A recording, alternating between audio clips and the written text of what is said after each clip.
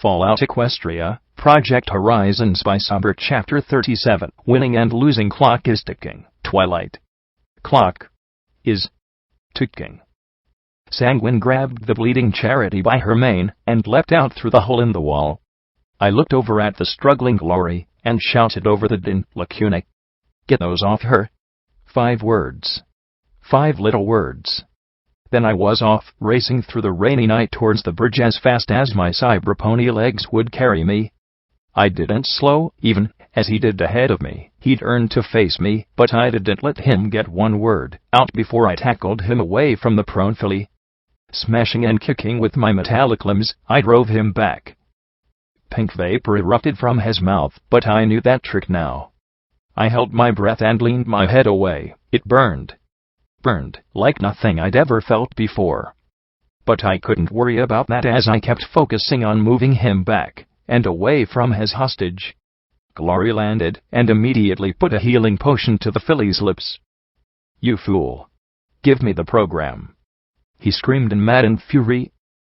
"Only thing you get is mercy," I shouted as I gave him one final apple buck that sent him flying across the word painted on the bridge. There was a red glow from the wall, then a blinding flash, and Sanguine was reduced to so much ash and washed into the river. "And you don't even deserve that, you undead fuck." I limped back to where Glory was getting Charity to her hoofs. "Took you long enough," the filly said, still a bit weakly. "I should be charging you a hero fine for taking so long." I came as fast as I could." Yuck, sorry, not buying it. 500 caps. "Oh, come on," I whined. Glory smiled, and we trotted back towards chapel together. Yuck, why hadn't I done that? I lay on my back on Marigold's bed, staring at the stars painted on her roof as I held the rarity figurine to my chest. Right this second, Sanguine was doing whatever nefarious thing he'd been planning. Some horrible monster in the hoof had woken up, and it was apparently my fault. Priest was rotting. Scotch was way more traumatized than she showed. P21 was in shock. Glory was trying to hold us all together like a great big dysfunctional surrogate family. Even Rampage was hurt badly by the loss of Priest. What does it mean when the sanest one of us is the Alicorn, who's the depository for Celestia knows how many ponies' unhappy memories? I knew I shouldn't do this. I knew that I should be talking with my friends, or working towards something, but not this. I couldn't help myself. I closed my eyes and sighed. I'd failed. That in itself wasn't anything new. In fact, I was quite the expert at screw-ups, fuck-ups, and various associated mistakes. But something about what had happened on that bridge bothered me in ways that failing to get out of hoofcuffs didn't. It was sticking with me, and I couldn't just shake it off. I lay there, knowing what I needed to do. It was just me having to get off this mattress and do it. But I couldn't. I needed to chase down Sanguine. I needed to be there for P21 and Rampage. I needed to make sure Scotch was okay. I needed to take some of the weight off Glory's shoulders. I was drowning in all the things I needed to do. And all I did was shift onto my side and curl up. I wanted the dealer to appear and say whatever I needed to hear to get moving again. I had to get moving again.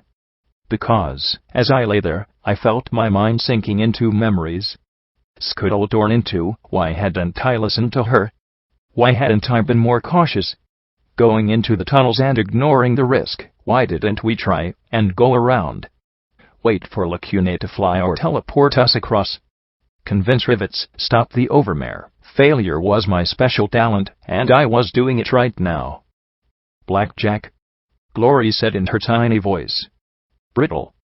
I slowly lifted my head and saw her with a plate of blackened food. "I may do something, in case you were hungry." She trotted over slowly and put the charred sugar apple bombs and sparkle Colorado cakes on the mattress beside me. I suspected that the 4 forks were part of the meal. I closed my eyes and lay my head back down. "I'm sorry," Glory said, softly behind me. "If I hadn't broken my rifle, you can't really snipe with a Gatling weapon," and he had the gun to her head. She finally went silent. If I'd jumped when P21 did, gone left instead of right, I wouldn't have gotten pinned. It's my fault. Don't let her do this. Don't let her hurt herself. Hug her. Hold her. Tell her it was your fault. Try to make her laugh. Do something other than lay here. Move your ass and do something. Anything. But I couldn't. Sanguine had won. I'd lost. I might have saved Charity, but somehow I'd lost what I'd been fighting for. Somehow, it had torn all the guts from me and left me hollow. I'm sorry, she repeated, then trotted from the room. I clenched my eyes shut. I knew I wouldn't sleep. I couldn't use my horn to get away into a memory orb. Every second, Sanguine was getting further and further away, and I was just lying here. Move, you worthless piece of shit. People need you. People believe in you. Do it. I moved.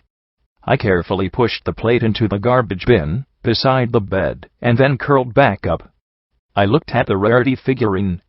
She seemed to understand wallowing in whatever ponies wallowed in. She had wanted a different life. Had things been different, would she have wed vanity? Become a mother? Been known for her fashion rather than for being a ministry mare? But she had done what she had to do. She'd toughed it out. I closed my eyes again, pressing my face into my pillow. What was I doing? Moping in my room. I wanted P21 and Rampage to come in here and kick my ass. Get me off this bed. Get me moving again. Something. And then, as if reading my mind, I heard a soft knock, followed by Blackjack. Rampage's voice. I didn't even take a look at her. Things I should be doing right now, not lying here. Helping my friends. Hunting down that murderous son of a bitch. Something. Every second I lay here, he was getting further away, making new monsters, about to flee to Red Eye. Something. Get me up, Rampage. Get me drunk. Something. Anything. Instead, she stood there for the longest time, and then she closed the door again. I guess there were some things Rampage couldn't do after all. I curled up till my nose touched my hind knees. I felt like I had that star point, only not capable of blowing my brains out any longer. I didn't want to die. I didn't want to do anything. I just wanted to get off this bed and go do what I had to do. The Hoofington rain was pouring on the roof again. I was warm and dry, thanks to this gift from Priest. And here I was, moping, and letting his killer get away. I thought of Dusty dying in my hoofs, and how disgusted she would have been. What is wrong with me? I thought, as I clenched my eyes shut. Get up.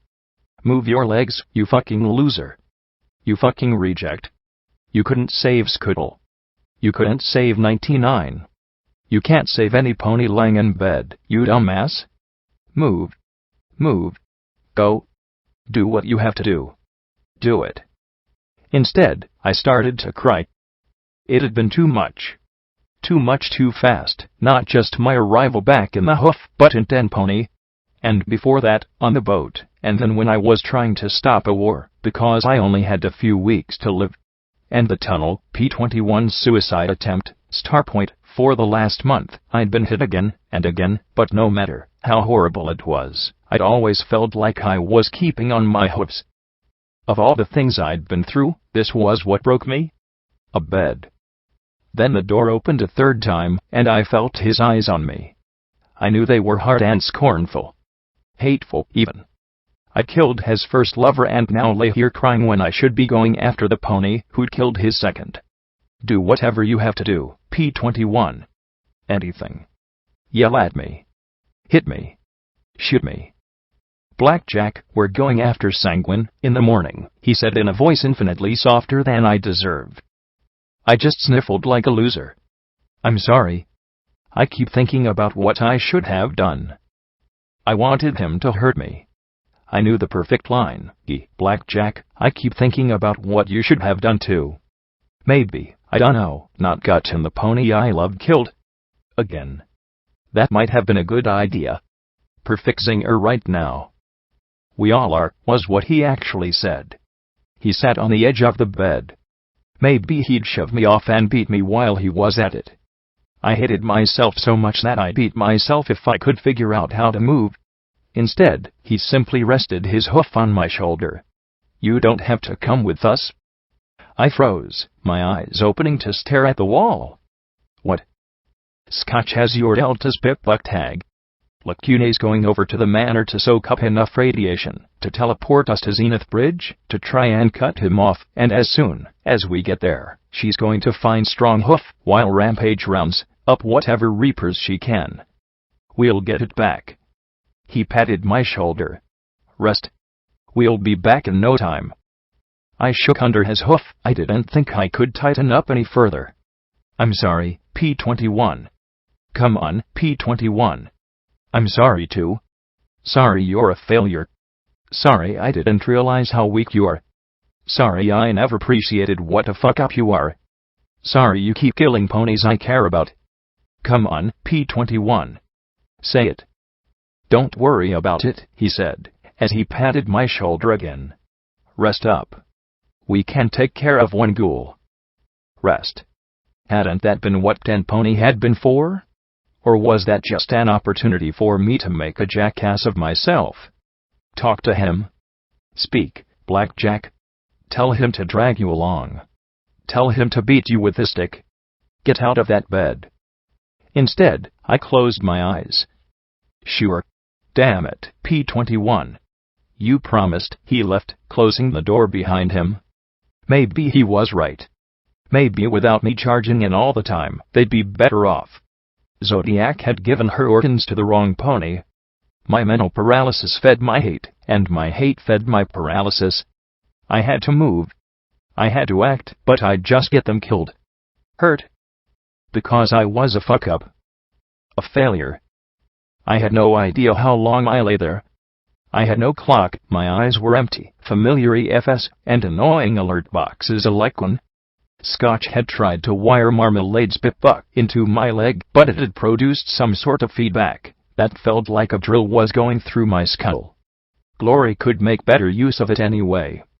But, eventually, all my hating and loathing was boiling down to one simple, fundamental truth: I had to go pee. And that caused me to lift my head and slowly step off the bed, and drove me, one step after the next, downstairs. The living room was empty save for Scotch and the strange dragon filly Precious curled up on the couch together. The dragon hybrid opened her purple slit-pupiled eyes and looked at me with cool detachment. I looked back a moment, and then she shrugged and lowered her head again. I stepped out into the drizzly, wet night and trotted away to do my business. The cold air was sharp on my skin, and I had to admit that I found the chill refreshing. It didn't do much to get my mind off my problem, but as I looked up at the clouds over the city, their bottoms lit in that sickly green glow, I felt some of the weight on my mind shift. I didn't feel any better, but at least for the moment I'd beaten myself up so much that I'd worn myself out. Stepping back inside a moment later, I looked at the strange unicorn filly. She looked back at me. "Can't sleep either," I whispered, glancing at Scotch. The hybrid gave a little shrug. "Don't talk much." She resumed staring at me. I couldn't help myself as I gave a little half-smile and said, "Got some zebra in you." That gave me a sullen half-lidded look. A little tongue of green flame was snorted in my direction. "Right. Good talk." She lowered her head back down next to Scotch's. I trotted back up to the room. There was the mattress. It seemed to be pulling me towards it. Lay down. Give up, give in, and I wanted to. I'd failed Dusty, Priest, and myself by letting Sanguine get away. Why hadn't I tried to drag P21 along? Why hadn't I simply gone back for my bags? Said something to get him to take the gun off Sonata. The questions kept piling up and piling up. They made me want to scream. I looked at the mirror in the corner. At myself. I felt such an absolute loathing just then. Not of myself, oddly enough, but of my cutie mark. An ace and a queen. What did that mean? That I was 3 cards short of a winning hand? That I was better off with card tricks? Was that my special talent? I should have a cutie mark of a dead pony, no, a dead filly torn in two. That would sum me up perfectly. Actually, no, this worked. Even my cutie mark was a complete failure. I didn't deserve it. It was all wrong for me, and I hated it. There was a soft thump in the corner, making me jump a little. I looked at Octavia's contrabass for the longest time. I suppose that, when I had shut the door, it had shifted and thumped against the wall. I walked towards it with hesitant steps and gently plucked the strings. I could almost imagine my heart, or whatever lump of machinery I now possessed in place of a heart, twanging in response. Another string. And another. I wasn't really playing anything, as I looked at the gleaming wires. Slowly, I stood it upright and reached over with my hoof to pick up the black-haired bow, still holding it, as I had when I was all pony. I rested my cheek upon the knob of wood at the top for one moment, then started to play. I didn't have a particular song in mind, just letting the deep notes rise and fall however seemed natural at the time. It was sad music, but that seemed appropriate. I imagined that Octavia had always been a serious pony. Fussy. Like Velvet Remedy and P21 combined. I imagined her practicing just like this. Had she loved it? Hated it? No, I smiled a little to myself. She might have hated making music into a career, but she'd never hated the music itself. Closing my eyes, I could imagine myself on a stage in front of thousands. Sometimes alone, where every note was criticized and analyzed. Sometimes with others, where the whole became so much more vital than the individual. I thought that Octavia would have preferred playing alongside others. I remembered how rich and how beautiful the instrument had sounded with lacune, medley, and priest. For a moment, I stopped and just held the contrabass as if it were all that kept me upright. Right now, it probably was. The smooth wood was warm against my cheek. I hurt so damn much. I'd done worse than failed. I'd lost. But the cost of winning would have been 2 lives, not 1. Couldn't I take solace in that? Shouldn't I? I felt an overwhelming urge then and there to put the instrument away forever. Give it to the Crusaders, who could appreciate it. Not me. Not now. Not ever. My hoof must have slipped, because the contrabass gave another sour thrum as my hoof brushed it. I sniffed, and, stilling a little, I straightened and lifted the bow once more. Again I played, and I imagined Octavia playing later in her life, after her peace concert ruined her career. I imagined her playing to smaller and smaller audiences, dingier and plainer theaters. Then, one day, she was alone in her tiny apartment above mixers. Had she looked at herself then, seen her own cutie mark, and felt the same sense of failure? So much work, time, and suffering, now all for nothing. I suspected she had. I suspected that she'd looked at her musical cutie mark and felt the same disgust I did. Had she raged? Had she wept? Or did she simply, silently, quit inside? Like me? I wondered if that was when Rarity had found her. Lost and alone, and at her worst, Octavia had probably been thankful for any help that could be extended to her. I imagined her leaving with Rarity, and, when she returned, struggling to make her music work. Hoofing it back and forth from flank to the manor in the rain, taking the bus wagon whenever she could. Not giving up. Because as long as she was playing, there was hope. She was still Octavia. In those final minutes in her apartment in flank, with radiation poisoning her, what had she played? I tried to imagine it, and my hoof moved accordingly. Regret came off the strings. Frustration marred the notes. But finally, peace. Even as her body sickened and failed, peace. And then she'd neatly put her instrument away, sealed it up, laid down, and died. The last note seemed to echo forever in my heart long after my ears stopped hearing it. "It's not time to give up," I whispered, not sure where the words were coming from as I rested my cheek on the strings. "You've come so far, and you have so much farther to go." I stared at my reflection, at my cutie mark. "Priest wouldn't want you like this. He knew you shouldn't be here, alone, hating yourself. Do you know what you need to do? So, get off your rump and do it," I said to my own reflection, as I held the contrabass in my hoofs. The question was, how? I set the instrument in the corner, and sighed. I wanted to just grab a bag of gems, climb up on the bed again, and munch on them till I didn't feel anything anymore. I was a little snacky then, as I started to suckle on a cinnamony ruby. I wondered if Spike liked rubies as well. I spat out the gooey, half-dissolved gem and stared at it a moment. Then I looked back over my shoulder at the door. What if? No, it was stupid. It wouldn't help, wouldn't work, but I trotted back downstairs, my bag of gems tossed over my shoulder. Carefully, I fished out an amethyst and extended the purple gem towards Precious.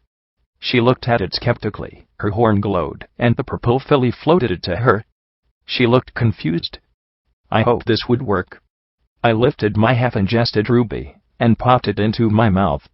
For a moment, she looked at me like I were crazy, then put the purple gem in her mouth. At once her eyes popped wide in shock. Apparently, giving fillies mildly addictive substances was really effective. In another life, I must have been a dash dealer, or something. 2 more gems later, and she followed me back up into my room. So, Precious, can we talk? She gave me that confused and slightly guarded look. I mean, can you talk? You seem to be understanding me so. She swallowed the emerald she'd been chewing on, then replied in a surprisingly soft voice. Yes. I talk. So, how would Sanguine turn you into this? I asked, as I gestured to her. She drew back, frowning. I raised my hooves. Not that there's anything wrong with you. I'm just wondering how it happened. That mollified her enough that she relaxed. Born sick. Bad bones. Doc made me part dragon to make me better. Ponies thought I was a freak. I am. Got in a fight. Doc put me to sleep. She looked to the window. Woke up, told me I had to help him, said no, he said he'd make me normal pony again. Well, that was nice of him, I said, but she looked sour once again. Saving you, I mean, the pretty yellow pony lady talked him into it. I guess ponies and dragons don't mix. She looked at her spade-tipped tail. When I got into fights with some ponies that teased me, I got put to sleep with the others. How would you get to chapel? Did you walk or fly or we went through tunnels? Bad scary tunnels. When we got outside, we met those kitty birds. Tunnels. Crap. We were walking a long time, though. Had to hide lots. If my friends planned on tracking my pit buck, then it would mean going back underground. Nothing good came from going underground in this place. Knowing Sanguine, he'd be setting up all sorts of traps and nasty things. Theoretically, I knew where Hippocratic research was from the tag the professor had given me. Between Zenith Bridge and Toll on the east side of the river. Realistically, there were several square miles it could be in, and who knew what we'd face in that bombed-out and blasted ruin. If Sanguine was taking tunnels, then they wouldn't be able to cut him off at the bridge. It could take another day of searching to find more Reapers or Rangers. Precious, do you have a lot of memories of the building and stuff? She scowled, but nodded. I felt a little surge of triumph. If this worked, then when Sanguine got back home, we'd be waiting for him. Yes, some clearly not happy memories. I was normally kept in my room. I wanted to go around outside, but Mr. Sanguine told me I wasn't allowed to go cause the trees were bad. The trees were bad? I echoed with a frown. How so? They try and eat you. She gave a shrug, then blew a little tongue of green flame. Can I have another? She asked, as she pointed at my stash of gems. I pushed the bag at her, and she picked out another amethyst. So the trees are bad. Anything else? I wanted to take notes. Monsters, she said simply. What kind of monsters? Given what I'd seen so far, that really didn't narrow things down. Just monsters. The bad kind all over the place. Bugs. Plants. Doggies, she said simply, as if I were stupid for thinking there were any other kinds. There's also the fatties. They look like ponies, but they're all big and dumb. Lots of fatties working for the doc. Cora always likes killing them. She's creepy. I'd noticed. The filly rubbed her chin again before adding absently, and there's the poison stuff. Poison. Well, there are 2 kinds. One wasn't enough. One is all rainbow goo penis, doesn't do much to ponies, like me and Cora, though. Sometimes the fatties get in it, and it makes them even weirder. Those red ponies once fell in some and got all mutated up. Doc put him down with his poison breath. That's this nasty pink gas. There's clouds of it way down in the bottom. Only Doc goes down there. She smirked, her pointed teeth glittering. Doc said, I wasn't supposed to wander around, but I did anyway. Broke a bunch of stuff, too. She gave a little shrug. It seemed to be the filly's default gesture. I actually laughed a little at that. Then I thought a little more about what Psycho-Shy had said. Hey, precious. Psycho-Shy said that there was something bad after Sanguine, and he said that I'd woken something in the core. Oh, well, yeah, he was screaming about that. I don't know what started it. I was asleep then. But I guess when some big ship blew up, well, he went crazy. He said that if some program thingy was blowed up, then nothing would stop some bad thing in the city from coming out and eating every pony, or something. I didn't really pay attention, though. A whole lot of ponies wanted to hurt him. I wonder why. Did he ever say anything about why he wanted the program? Just that he needed it to fix things. I don't know what, though. Nothing I broke, I think. I frowned. That sounded a lot different from what I'd heard before, making monsters, and using the wasteland as his own personal laboratory. Or selling chimera to Red Eye. I took a stab in the dark. Did he mention a pony named Golden Blood, or any special secret project? Oh yeah. He called him every name I knew, and a whole lot of other really bad things. He was going on and on about that Goldie pony screwing everything up cause of something he did. Said it was gonna kill us all. She looked out the window again towards the city. Dunno how bad it is.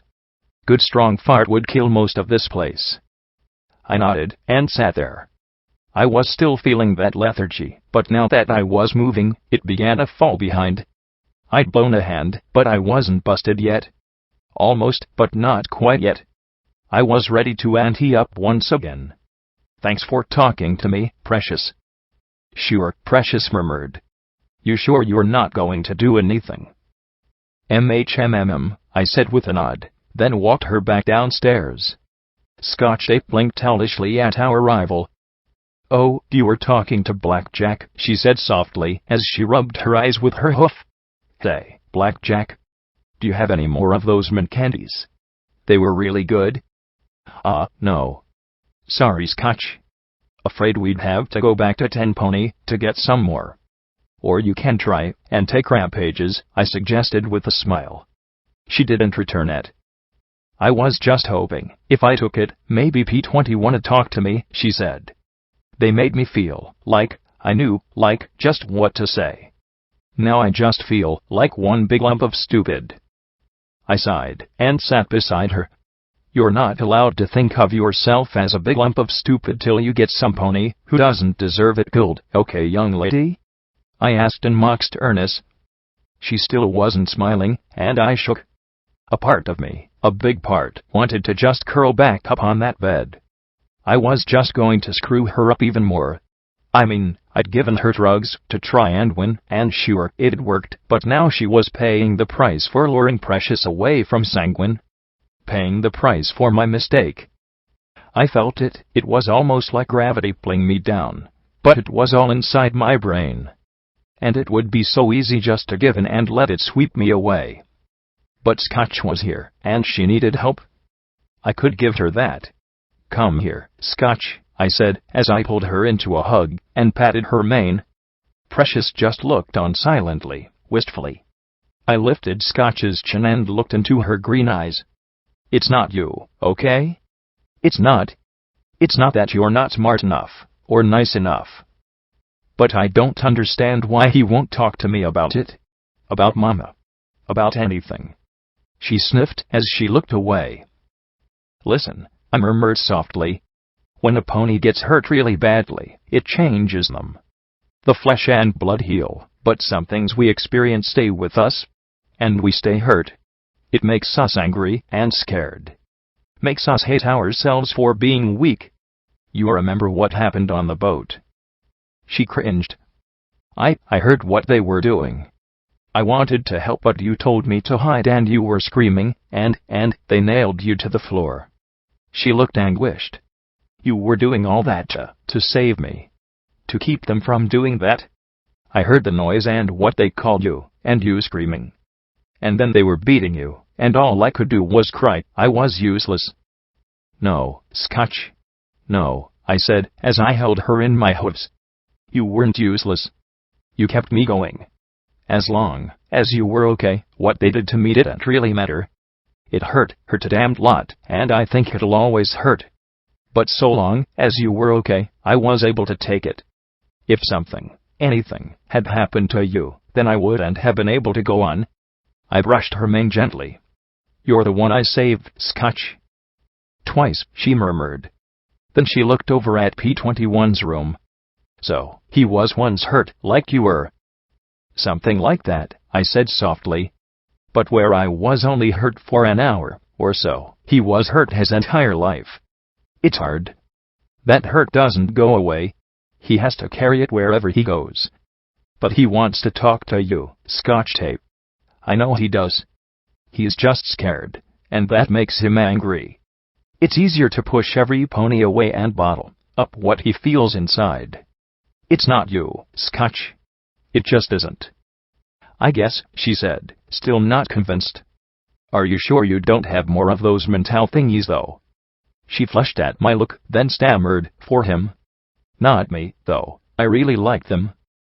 Like I said. You want more? Get them from Rampage, I said, and I just hope that the Reaper had the sense not to give her any. Oh, okay, she nodded, and started back towards the couch, but I cleared my throat. She looked back at me, and I nodded to the front door. She looked from me to the door, then blushed bright red, nodded, and trotted out. I turned, and walked quietly to the door to P-21's room, knocking with a hoof before I pushed it open. I knew he'd be awake, after what had happened to Priest, who could sleep. He lay on his bed with Priest's sketches spread out before him. At the sight of me, he gave a look of surprise followed by the smallest of smiles. Hey, you're back. I was surprised to see Rampage with him, but then, she'd loved Priest too. I went somewhere, I said, as I trotted towards him. For a while, you were back on that mattress right after Scuttle died, he murmured softly. Less shit and vomit and radiation poisoning, but still back there, all the same. Yep. Had to go pee, I murmured. I thought you wet the bed, Rampage teased with a little smirk. It didn't reach her eyes. Her cutie mark was that strange amorphous roiling blob. These days I don't even want to imagine what comes out my rear end. Think it might be somewhere between magical waste and flamer fuel, I said, as I glanced back at my rump. Then I saw the concern in his eyes, and sighed. It's been a crazy month, hasn't it? Who knew life outside the stable would be like this? Sometimes it doesn't really seem so different, he replied. You should have been here 30 years or so back. You think it's a mess now. Imagine every block being held by a different gang or tribe. You couldn't piss without some pony blowing your flank off, Rampage replied. No finders. No reapers. No eggheads. Just ponies killing ponies for a few more blocks to scavenge. It must have been a trick to start chapel in the middle of all that, I murmured softly. Just the two of you. Originally it was just Priest, this scrawny little black unicorn looking to avoid being pressed into the half-hearts. He was actually trying to fix that ratty church up. It seemed crazy to me. Why build in a wasteland where everything was dead and falling apart? The world was pain and blood and hatred, yet there he was trying to help me. I didn't get it, couldn't understand it. I thought, when he brought me home to Starhouse, that he was going to just fuck my ass, like every other stallion. But he wanted to help. He really did. Like Scalpel and Bonesaw, the wandering miracle doctors.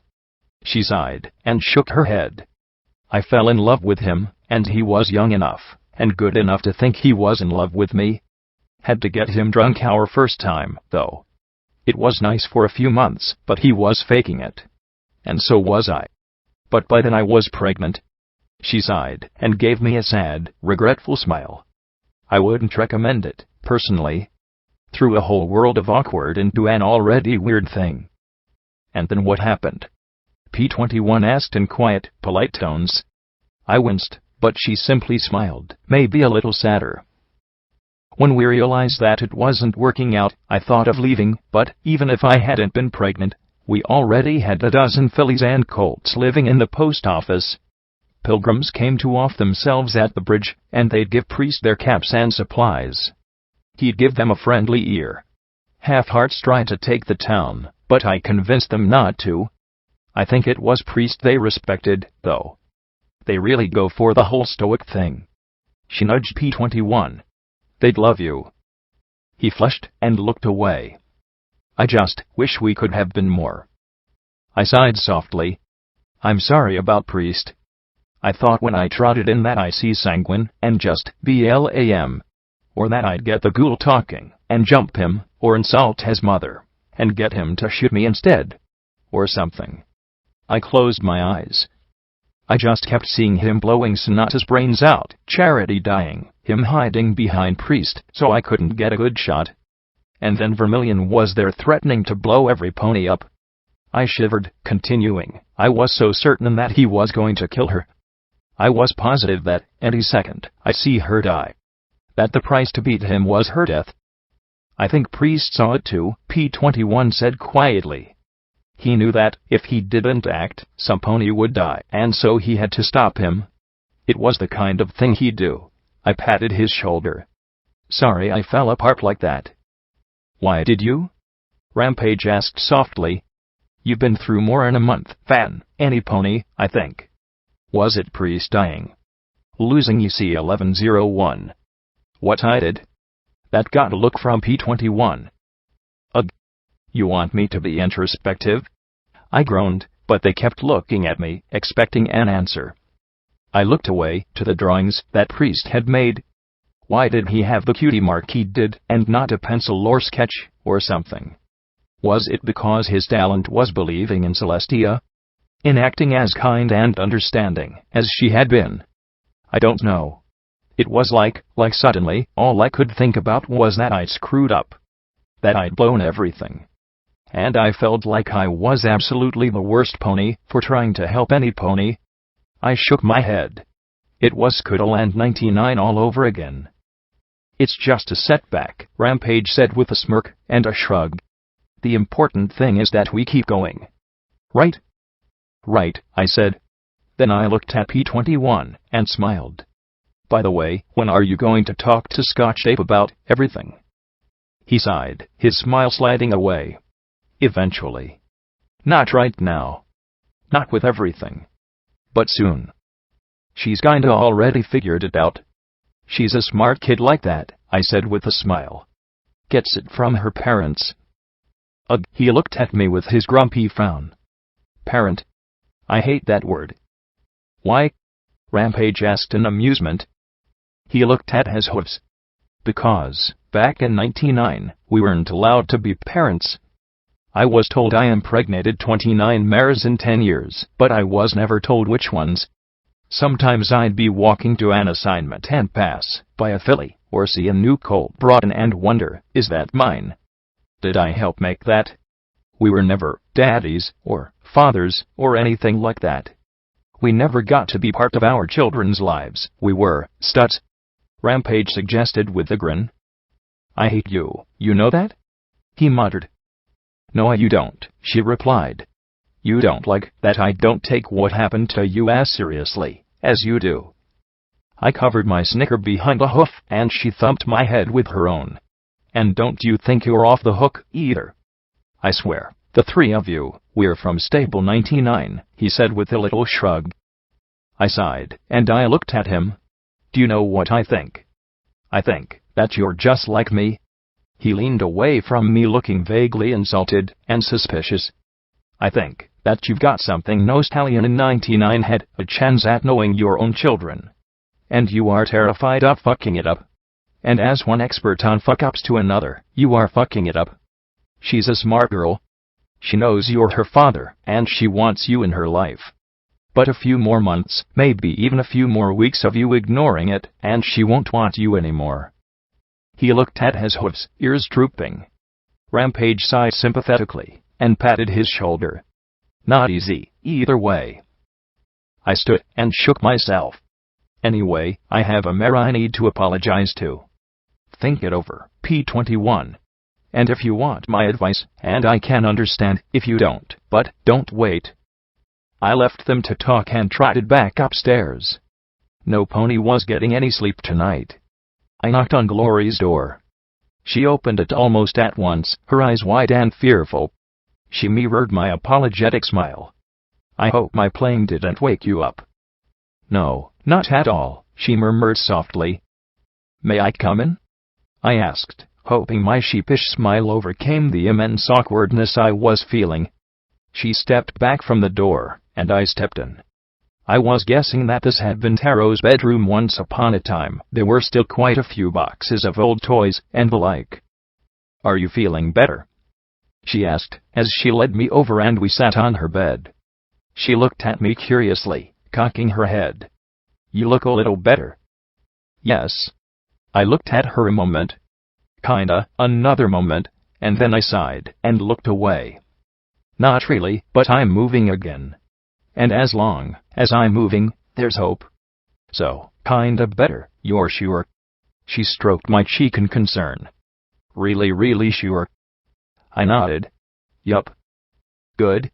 Then I don't feel quite so bad for this, she said, as she looked me in the eyes with a loving smile, pulled back a little, and hit me so hard upside the head that I went flopping clear off the other side of the bed.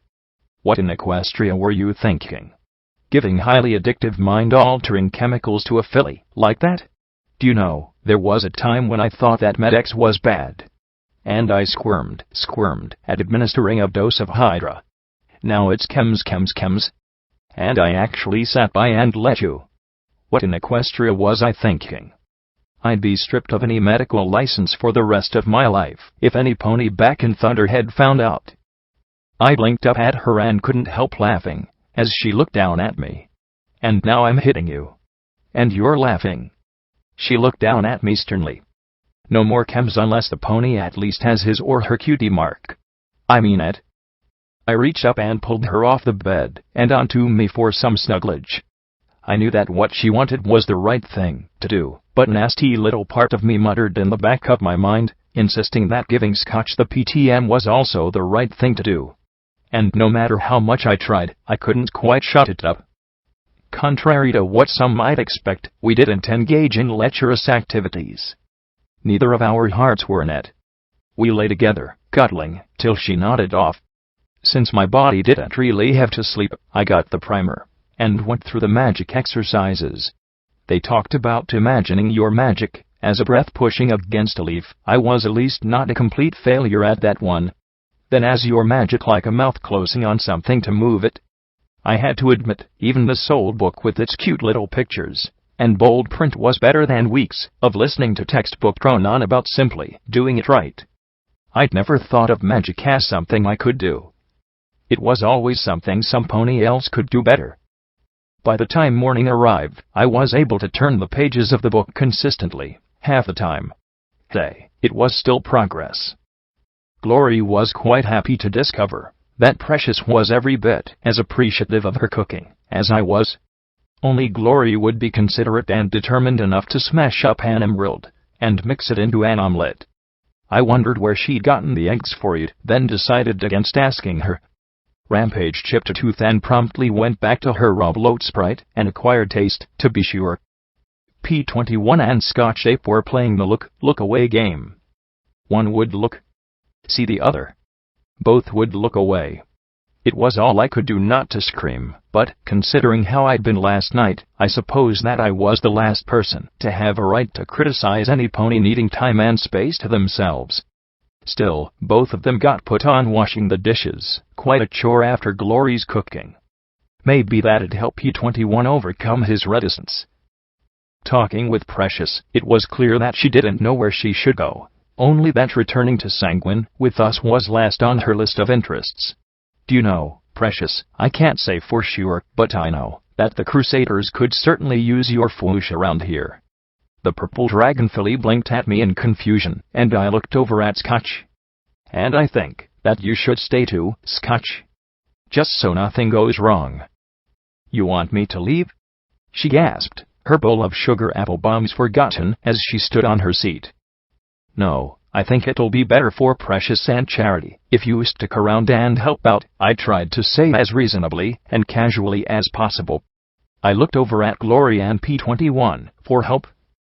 Of course, Rampage didn't help any as she gave a bloat Sprite-flavored belch and said, let her come if she wants. She's a tough kid. Glory smiled at Scotch. Don't you want to try see if you can make that toilet idea of yours work? I blinked at the two of them in surprise. It'll be a big improvement for the town over, using the ditch beside the road. She actually shuddered. Hut. What was wrong with the ditch? I mean, I loved plumbing as much as the next mayor, but wait, suddenly, that thought led to the question of how Thunderhead handled its sewage. Now I was shuddering. I'd never look at the rain the same way again. Sure, after I get my cutie mark, Scotch said very matter-of-factly. Face it, not punny wants a toilet cutie mark. I mean, the only thing worse would be like a pile of poop cutie mark. That's about it. I think any cutie mark is fine, as long as it's yours, Glory said quietly as she glanced back at her flank and the scarred patch where once she'd sported a sunrise. Then she sighed and pushed on. In any case, Precious has told us about the numerous threats around and under Hippocratic research. Scotch had confirmed that my Pip-Buck tag was still north of us. Monsters. Poison. Long as none of them are machinery, I'm fine, Scotch said dismissively, as she pinched the bowl in her hooves and lifted it to her lips to slurp down the sugary sludge left at the bottom. When she finished, she smirked at me with a milky mustache. The source of the milk was another thing I'd decided I might not want to know. In fact, Precious actually gave me an idea of how to take care of it. Both the rainbow stuff and the pink stuff can get washed out with rain. That's a trick underground, Rampage murmured. Not a lot of rain clouds down there. No, but if it's anything like a stable, it'll have fire prevention systems. If you set those off, then it'll wash the rainbow junk down the drain and clear the pink junk out of the air, Scotch said with a smug grin. You know how to do that? Provided they work, and you can get to the control system. I'd test purge the whole system, Glory replied coolly. Oh yeah. And if the controls don't work? What then? Scotch asked with a challenging frown. Use incendiary rounds to set them off one by one or zone by zone, Glory retorted. And if they've been manually shut off? Look for big red valves, naturally. Standard colorization for fire systems. And if they're corroded shut? Oil, a wrench, and a good hard knock, Glory countered without missing a beat. Can you tell me how to set up an 4-drip system into the subclavian vein? The filly blinked. That's not plumbing. Pipes are pipes, in a stable or in the body. Scotch was silent a moment, pursing her lips, and then said grudgingly, yeah, well, you're still boring. Just because I've Scotch folded her forelegs on the table. Nope. Boring. Putting me to sleep. She started to snore loudly. Look, Scotch, I'm not saying bore, SNNNRRRGG, in, SKRRRRKKK, blackjack. She's from your stable. Tell her I'm not boring, Glory whined, as she batted her eyes at me. I put my hooves around the Grey Pegasus's waist and tugged her close. Honestly, considering what's happened to me so far, I'm glad you're on the calm and rational side of things. I pressed my lips to hers, and she made a delightful little murr in the back of her throat. Precious wrinkled her nose in disgust, then looked at Scotch, who blinked at her in confusion. Aren't you grossed out? Hut. What's gross about that? I always saw mares kissing mares back in the stable. She crossed her hooves. Now kissing stallions, that's gross. Oh, it isn't so bad, P21 murmured idly. Then he blinked and looked at Rampage grinning. You're to eat him. No, she pounced at him kissing wildly, and he barely leapt onto the table and off the other side in time. Rampage made the whole table bounce as she dove beneath it and chased after him. He dove to his bag and dug out a magic grenade. Back, I say, he waved it at her. Shouldn't we all be really alarmed by this? Glory asked with a concerned little frown. Bore in, Scotch sang out. But the two fillies took cover under the table all the same.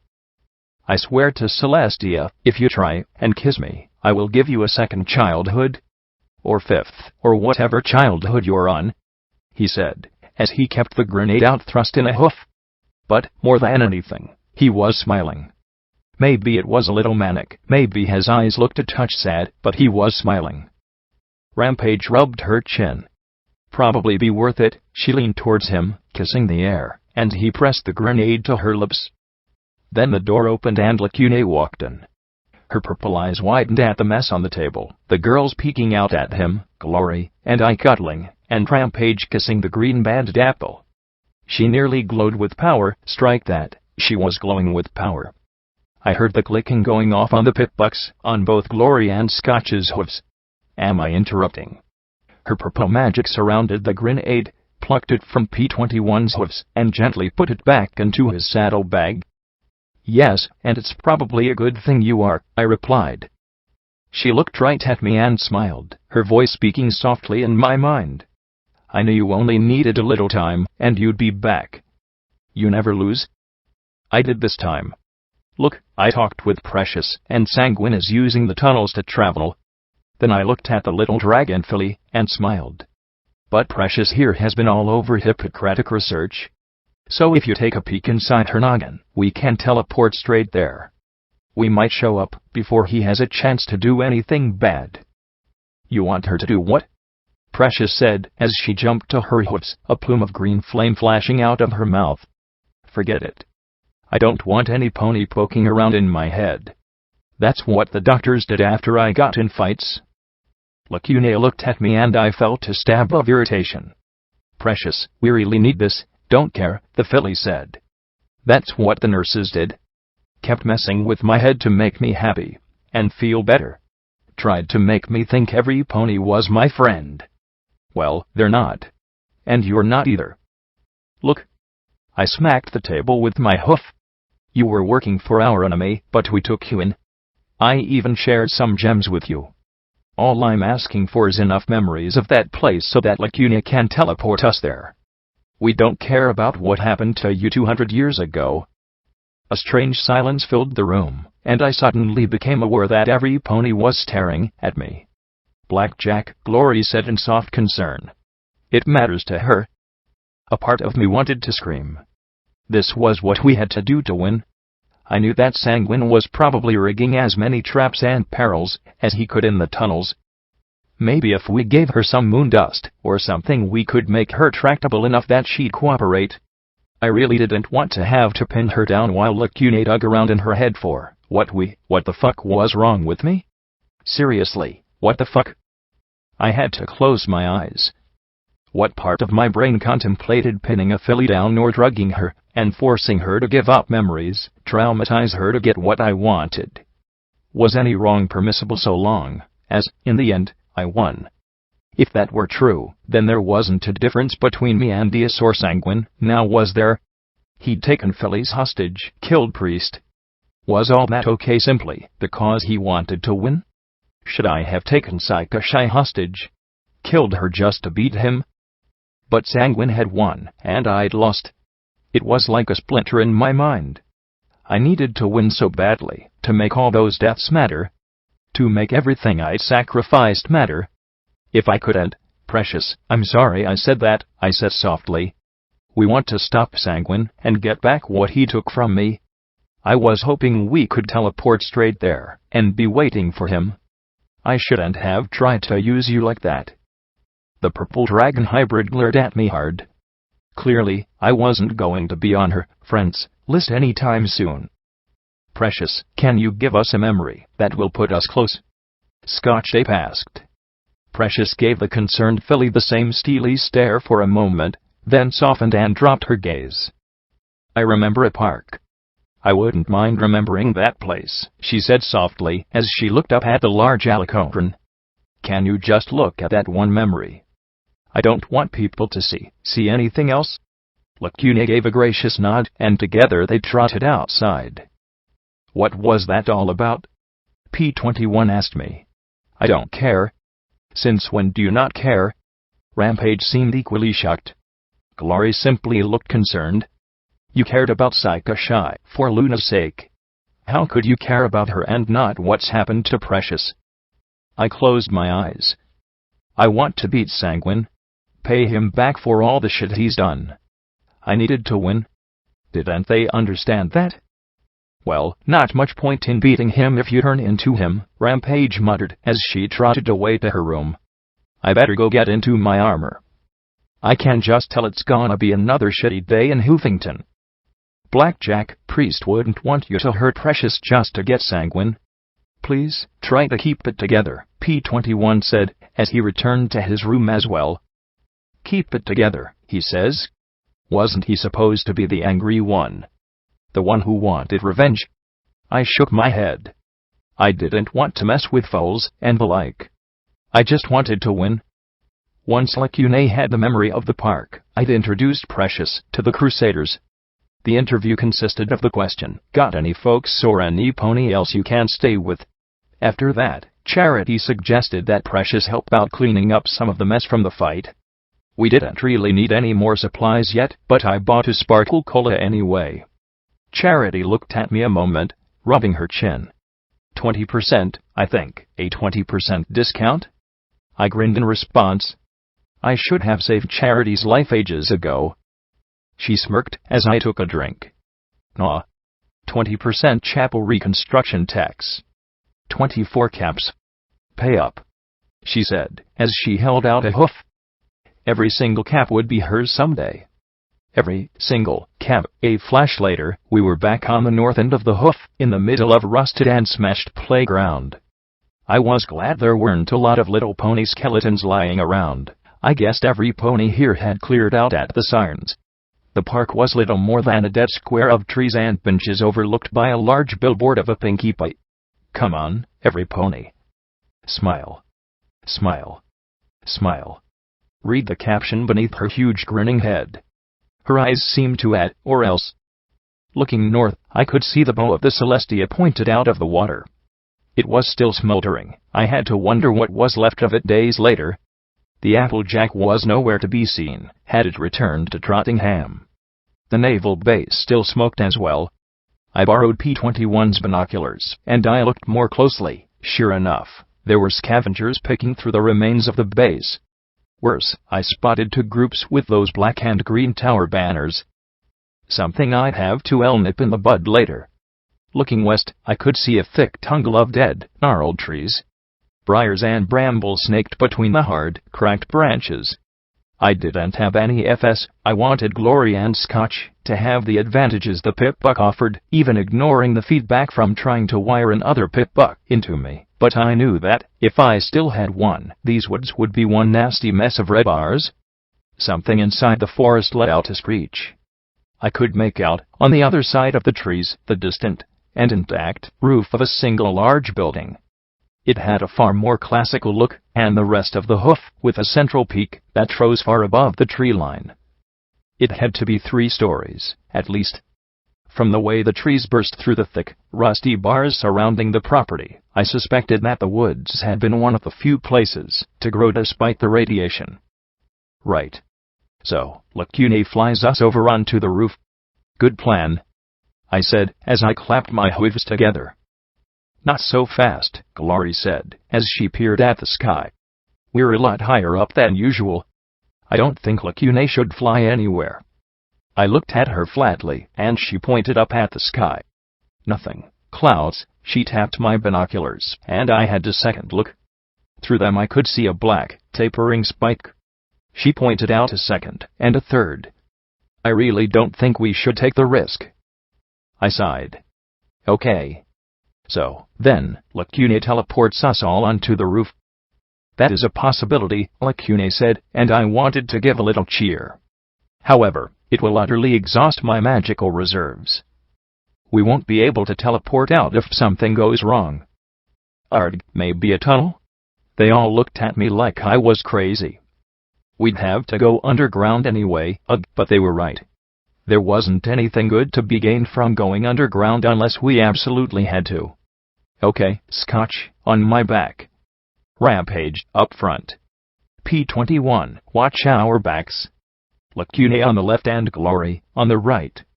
Let's try to get through this without any pony dying. Yeah, that'd be a good thing, the olive filly said with a pleased smile. I looked up over my shoulder at her. Seriously, Scotch. I know you really want to come with us, and I know you want to show how tough you are, but I can still have Lacune poof you back to Starhouse. She sat up. I solemnly swear that I will do everything in my power to not die. She crossed her chest with her hoof before dropping the serious look and smiling again. I sighed, muttering, better not. You do, and you're grounded. After Dusty and Priest, I didn't want to think of anything happening to her. Don't worry. I'm tough, just like Security, she said with a grin as she looked down at me. Now, let's get going, she said brightly. Great, now I was a role model.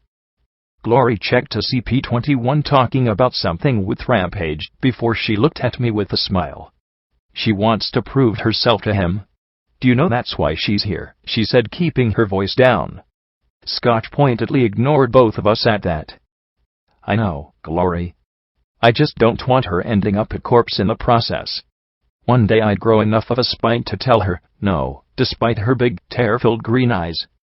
We found the front gate. The trees had bent and twisted the metal bars as they'd grown around them, and the road had been reduced to a single crumbled asphalt track. A large concrete slab stood beside it, a thick thorny root splitting it right down the middle. Hippocratic research, bringing new discoveries effectively, efficiently, and ethically to you. At the bottom, MWT subsidiary. On a hunch, I stomped down the weeds and brambles. At the base, there, stamped in letters almost obliterated by the passage of time, were the words, FOIA Affiliate. Yep. This place looked right up Golden Blood's alley. Come on, I murmured, as we moved into the dead trees. The forest appeared to cover only a square mile, or so, not that far to walk to the center, right? As we slowly walked along the trail, the normal Hoofington gloom was cut down to a hazy twilight. In the distance there were crunches and pops, and a strange growl. How much is red, Scotch?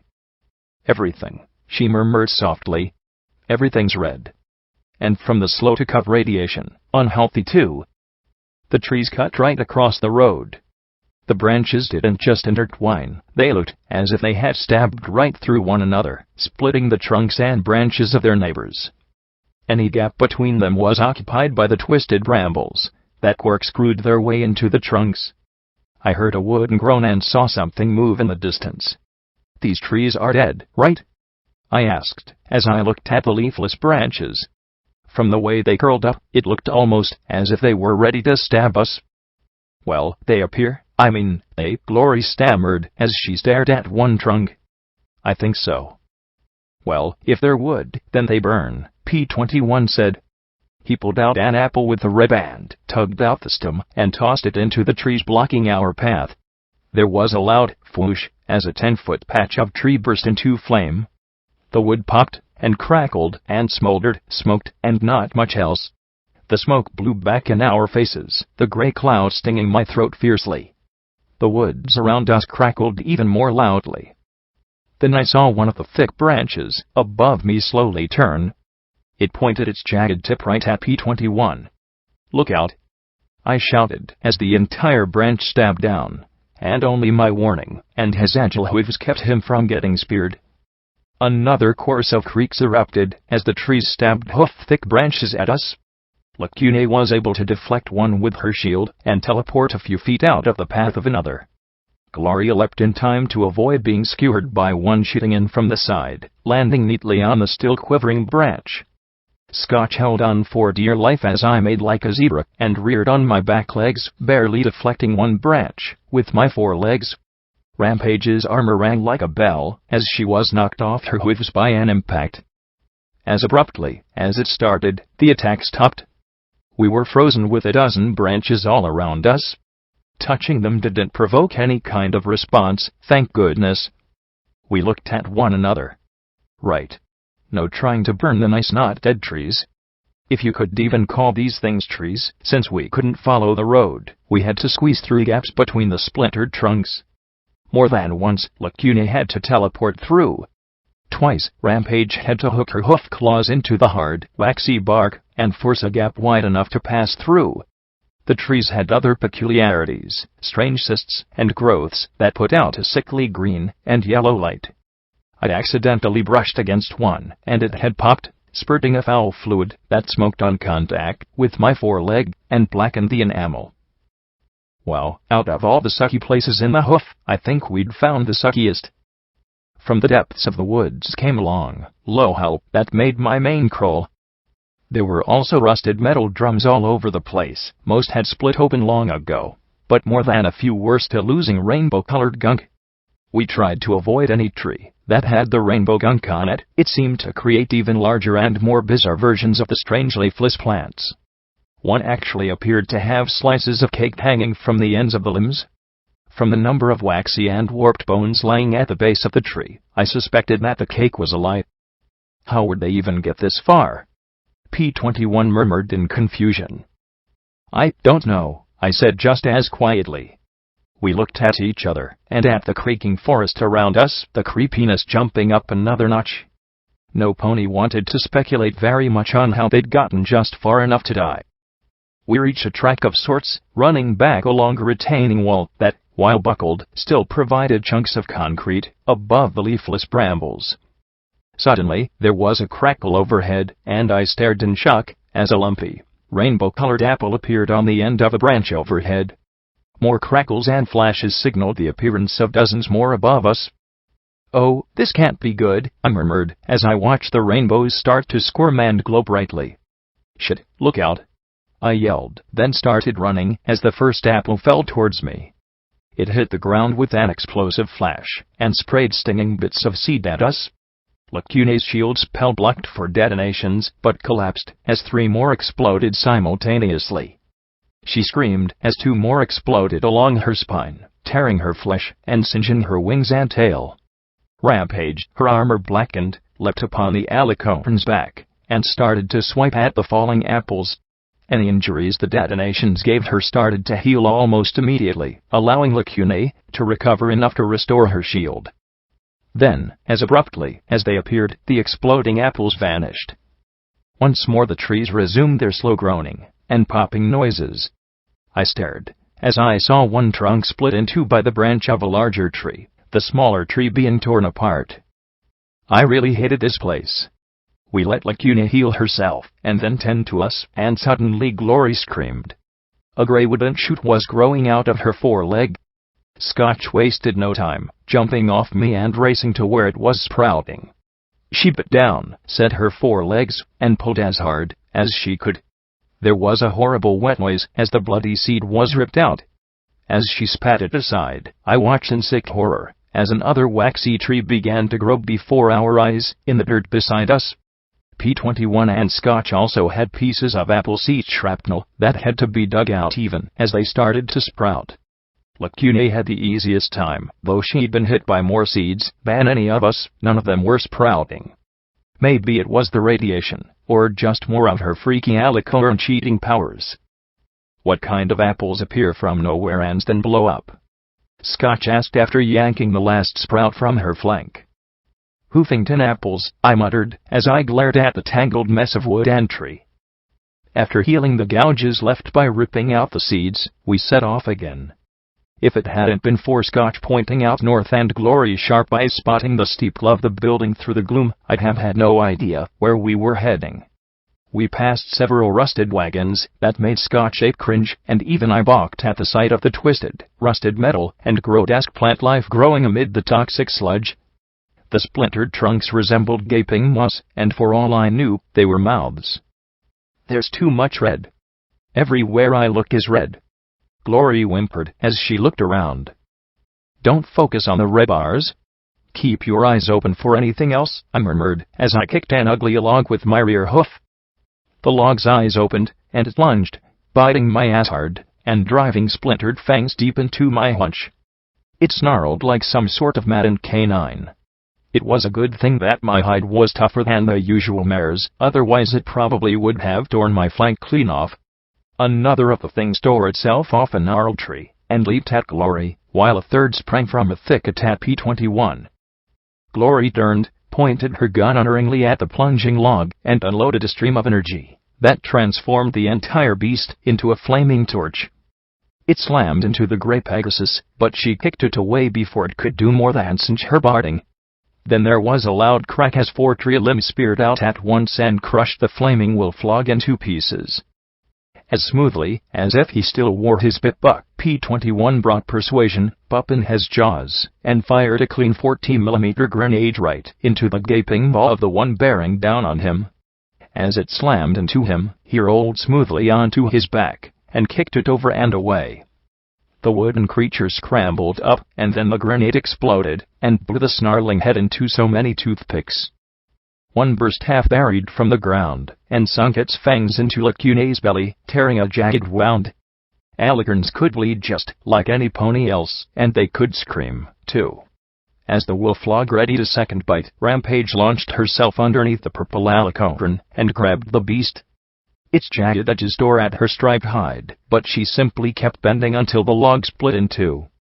As for me, I was a bit in a predicament, as the one attached to my ass was doing everything it could to tear said area off and was about to accomplish exactly that. I drew vigilance, but with the monster almost directly behind me, I couldn't draw a bead on it. I spat vigilance into the air. "Scotch!" I yelled, and the perceptive girl spotted the weapon and caught it in her hoofs. She aimed right at my butt, and I shouted, "SATS?" She snorted and sent 3 bullets into its head, blowing it into pulpy pieces of wood. Lacuna groaned as she fell over, giving us a really good look at the grievous bite to her gut.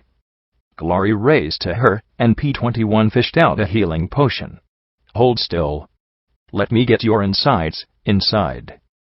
And if you hold still," Scotch chuckled, "I'll get the splinters out of your butt."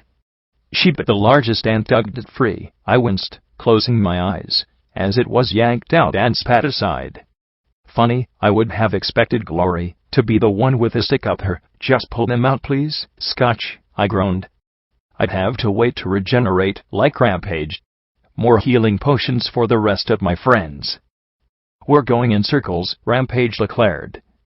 It had been more than an hour, and we'd been bombed once more, nearly speared when I tried incendiary bullets, and suffered 2 more attacks by the timberwolves.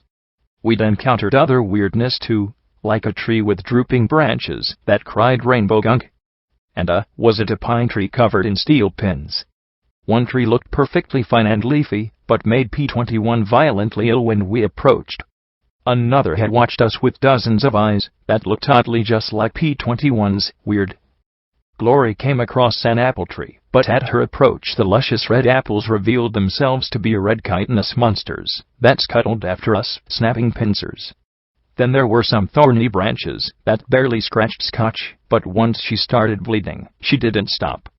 The filly's blood had soaked my pack before Lacuna could administer healing spells. I might have hated the hoof in general, but I really loathed this place. Rampage was pointing at some spatters of blood in the dirt. "Unless we're not the only dumb ponies in this place, we've been here before." "We can't. We've been going north pretty consistently," Glory said, as she looked over at the spire. "But there was that time we had to double back. And then we went southeast for a time, and have we been here before?" "We have," P-21 confirmed gravely. He picked up one of my shotgun hulls in his mouth and passed it to me. 12-gauge explosive. "That's what you've been using on those wolf things, right?" It was. They didn't have any vitals, per se. You just had to blast them apart. I looked around, spotted the remains of one timber wolf, and scowled. "I remember this place. But there was a gap to the north," I said, as I pointed at the solid barrier. "It was the thorny one that got Scotch scratched up." "It appears that this maze is cheating," Lacuna observed softly. The alicorn was clearly exhausted. Being the largest, she'd received more attacks than any of the rest of us. "The trees are moving to keep us trapped." "Are you telling me these things are intelligent?" Rampage asked, as she pointed a hoof at the trunks. perhaps in a feral, primitive sense. It would explain their cat and mouse antics, Glory said, as she glared at the twisted wood. I sighed. It was a setback, but only a setback. As galling as it was, I wasn't going to let it drag me down. Not back to the mattress. All right. Get us out of here, Lacune. Maybe you and Glory can teleport up and disable the lightning rods. Or there was a resounding creaking sound, and I got ready to blast again. All of a sudden, a dozen thick branches curled around two trunks. The trees sounded like they were screaming as the branches twisted against them and pulled the trunks wide with a resounding wooden crunch. Then another pair was ripped apart. And another. Another. A path, straight as an arrow, led directly towards the building. P-21 looked at the stunned Glory. Pretty smart cat. Scotch gulped. Well, I'm not afraid. So let's go, the filly said, as she pointed down the path that had been opened. After you? She asked Rampage. Buck, B-U-C. Bucaw. Rampage clucked as she trotted ahead. Of course, do you know this is a trap? Glory asked, looking over at me as we walked along after the striped trooper. Course. It wouldn't be Hoofington otherwise, I answered, looking through the gaps between the trunks.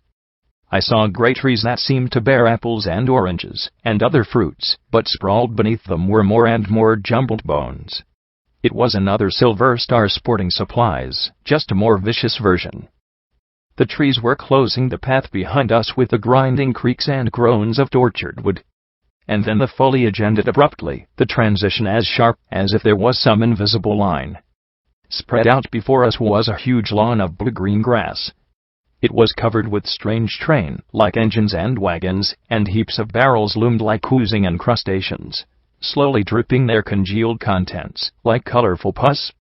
Most bizarre of all were the statues. One showed three foals frolicking, another was a mare looking impressive, rearing with a flag clutched between her forehooves. There were dozens of them scattered across the strange grass. A few had tumbled over and others were covered in creeping blue vines, but most of them were just there. Scotch leaped from my back onto Lacune and stared at one of the strange engines. It's gonna eat me. It's gonna gobble me up. I had to admit, with the trusted grill and the two domed lamps beside the massive drum on the front, I half thought it was going to eat me. I'll keep you safe, Scotch, Lacune promised softly, lifting her wings to shield the filly from the sight. We started to walk between the vine-covered hulks, and then I saw the blue vines start to creep. My mane started to do the freakiest things, as the plants rasped faintly against the hulls of the machines. I'd already seen trees rip a path in front of me, though, so this shouldn't be that frightening in comparison. Rampage scowled at the vines. Hut, this can't be. Then her eyes popped wide. No way. We're nowhere near the ever-free forest. Can't be what? I asked, as I saw her pupils contract in terror. Run! She screamed, killing joke. As if waiting for just that, the ground around us exploded with snaking blue vines. They slithered out of every hole, seeming to make a horrible chuckling noise as they moved lightning quick. One popped up in front of me and tapped my nose. The vine made the creepiest hissing laugh as I felt a tingle run through me. And then, just as suddenly as they'd attacked, the vines pulled themselves back. I felt a strange wooziness running through my body. What just happened?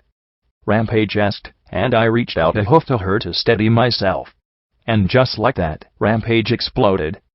The striped mare blew apart in a cloud of shrapnel, her metal bardings smashing into me and sending me flying into one of the tractors, which exploded, showering us all with debris.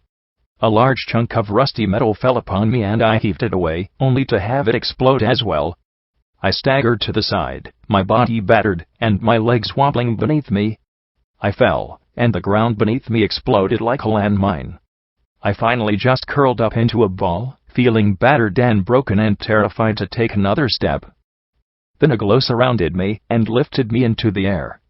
I looked weakly at Lacune levitating me through the air towards the building. I hate blowing up, I moaned. But then I looked down. P-21 and Glory had grabbed the regenerating chunk of Rampage and were struggling to keep up as the slithering blue vines pursued them.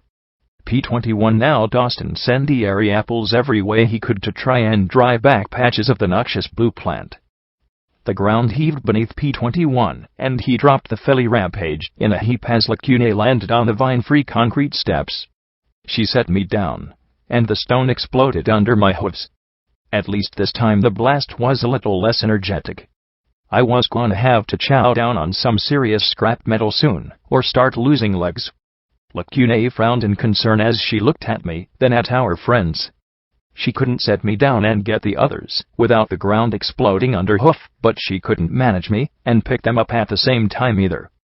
Suddenly, Rampage screamed as the ground beneath her opened up into a deep pit of earth. Her hooves scrambled at the edge of the hole as it filled with wiggling blue vines and gnarled roots. It was as if the earth itself was creeping away under her hooves to dump her into the depths. P-21 reached in and bit her mane, hauling the thrashing, muddy filly back up over the edge. A blue vine darted towards the distracted buck. Green beams sliced the vine into quivering lengths as Glory leapt in place behind him, covering him, as he hauled Rampage out. Then I saw it. It was just a moment when she took her eyes off the vines to look at the pair. In that moment, the vines struck. They shot out and coiled around her. No! I screamed, as a blue flash engulfed her body. Then I blinked, as I stared in shock. Oh my, Lacune murmured in my mind. What the heck, come on. Move. Glory shouted as she strafed the vines with her Gatling beam gun. But P-21 and Rampage gaped at her. What are you staring at? Move. Finally, the pair began to run towards us, leaving the vines hissing and rubbing together. Glory turned and shouted, "Audia!" And then she froze. She touched her throat with a bright blue hoof, then turned to stare at a stunning rainbow-colored tail. Where once she'd had a brand, now she had a vivid rainbow lightning bolt and cloud on her flank. The killing joke had turned her into Rainbow Dash. What? No, they'd earned me into a Dashite. Not a Dash, she said in her higher, squeakier voice. This is impossible. There must be some kind of mistake. She sat down hard and wailed, my life is ruined. Wasn't it ruined already? Rampage said as she stepped onto the concrete and winced, then said in relief, okay, no burying alive, good, it's better than blowing up, I murmured weakly. You don't understand. It would have been better if I'd blown up. You remember how some of the 10 ponies acted when they thought you were related to Twilight? Well, multiply that by 1,000 and that's the Enclave's reaction. Glory began to pace back and forth. Even if my family could somehow be okay with it, there's no way Thunderhead would. I look just like her. The most infamous Pegasus in history. Glory, calm down, I said, taking a little step. There was another loud bang that left me sprawling and put a large crack in the concrete. At least, you're not a walking bomb, yeah. You actually look kinda cool like this, Scotch said as she hopped off Lacune's back. Not nearly so boring. Rampage looked out at where she'd exploded and sighed. Lacune flew over to retrieve the new filly's saddlebags. Glory pressed her hooves to the sides of her head. Oh my gosh, what if the change isn't just physical? What if there's some kind of mental contamination? I was slated for a fast-track medical career. Rainbow Dash was an idiot. She clenched her eyes closed. Hydrogen. Helium. Lithium. Beryllium. Boron. Carbon. Oxygen. Wait, no, I forgot nitrogen. She gasped. I forgot nitrogen.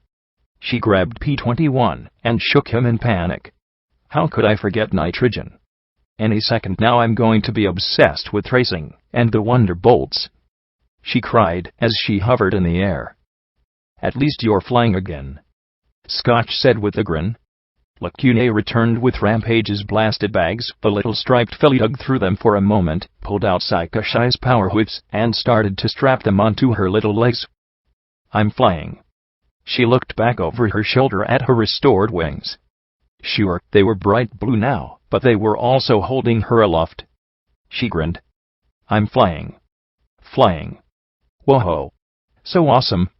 She cheered in glee as she looped and whirled above the steps. Then, suddenly, she got a haunted look and landed. No, Glory. You are an egghead. Egghead. I mean, an intellectual. Relax. I think any Pegasus would be glad to get her wings back, I said, as I walked gingerly, like I was treading on a bed of landmines, towards the door. Every third step resulted in a sharp detonation underhoof that knocked me about. Still, I couldn't stop now. I just needed to get inside. Generally, you could tell how important a place was by how trashed it looked. Hippocratic Research was one reinforced building. I couldn't see a single broken pane of glass, or missing tile off the roof.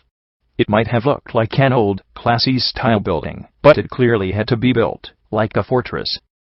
There was no way I was going to open these doors.